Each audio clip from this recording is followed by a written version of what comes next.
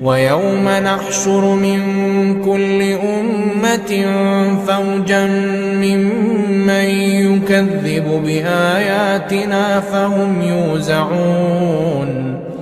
Kata Nabi SAW, Inna khalqa ahadikum yujma'u fi batni ummihi arba'ina yawman nutfatan.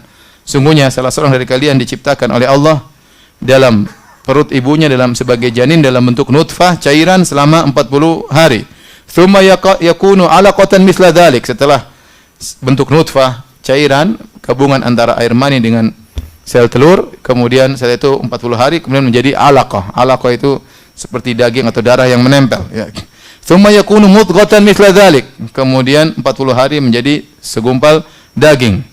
Setelah 40 hari yang ketiga, 120 hari, thumma yab'atsullahu ilaihi malakan bi arba'i kalimat. Kemudian Allah mengutus malaikat kepadanya, kepada janin tersebut. Fayu'maru bi arba'i kalimat. Kemudian diperintahkan untuk mencatat 4 perkara. Bikatbi rizkihi, maka dicatat rizkinya. Wa ajalihi, kemudian ajalnya. Wa amalihi, bagaimana amalnya. Syaqin am sa'id, di surga atau di neraka, semua sudah dicatat. Jadi kita beriman pada takdir, semua sudah ditakdirkan. Allah mencatat siapa yang berhak masuk neraka, Allah mencatat siapa yang berhak masuk surga. Cuma itu rahasia Allah Subhanahu wa ta'ala, dan rahasia ini tidak ada yang pernah tahu. Tidak ada yang pernah tahu.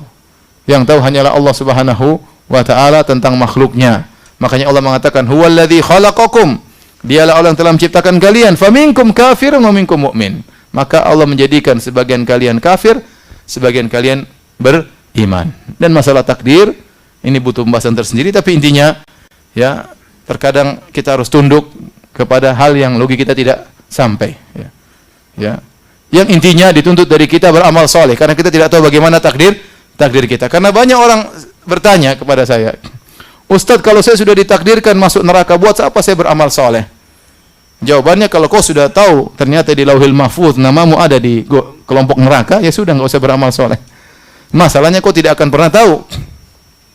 Kecuali kau sudah naik ke Lauhil Mahfuz, kau ngintip ternyata benar namamu Pahijo bin Paimin, kerja di Teladan misalnya. Sudah, nama saya itu misalnya. Ya sudah, nggak usah beramal soleh, rugi. Kamu tetap aja akan masuk apa?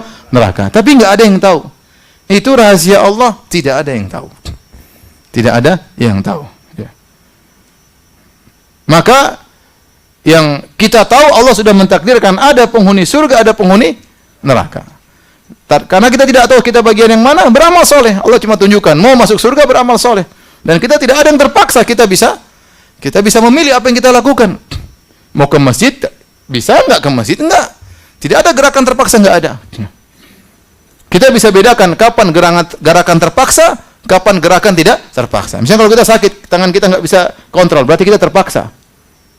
Dan ini tidak ada hukumnya kalau terpaksa, enggak bisa apa-apa. Ya. Sama seperti kalau ada orang, kita bilang angkat kaki kananmu, dia bisa angkat. Dia mau angkat bisa, enggak angkat juga bisa. Berarti dia bisa mengontrol kaki kanannya. Begitu dia sudah angkat kaki, dia bilang angkat kaki kirimu, dia enggak bisa. Berarti kaki kirinya tidak bisa dia kontrol. Itu menunjukkan ada gerakan terpaksa, ada gerakan tidak terpaksa. Nah, dalam kehidupan kita ini, semua yang dihukumi oleh Allah adalah yang bisa kita pilih.